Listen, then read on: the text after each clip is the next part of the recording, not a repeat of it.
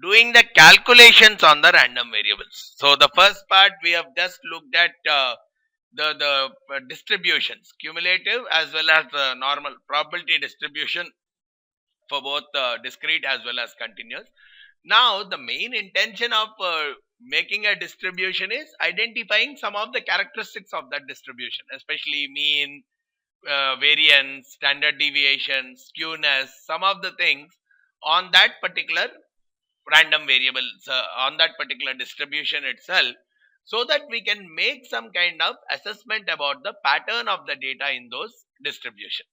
So that is where we'll look at some of the basic calculations associated in case of discrete as well as continuous. For discrete random variable, what kind of calculations are involved? For continuous distributions, what kind, how do we find out the mean, variance, and standard deviations and skewness?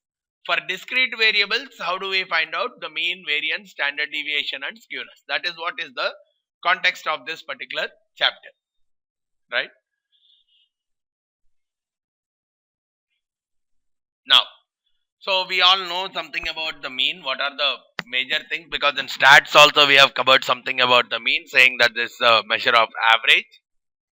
When it comes to the probability distribution world, the simple way we find out the mean, I'll take the example directly that makes you more and more simple.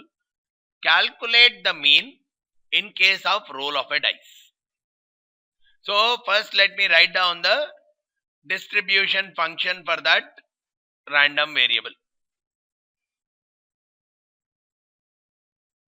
This is the distribution of that random variable. X takes a value equal to 1, 2, 3, 4, 5 and 6, and their corresponding probabilities are 1 by 6, right? This is the probability distribution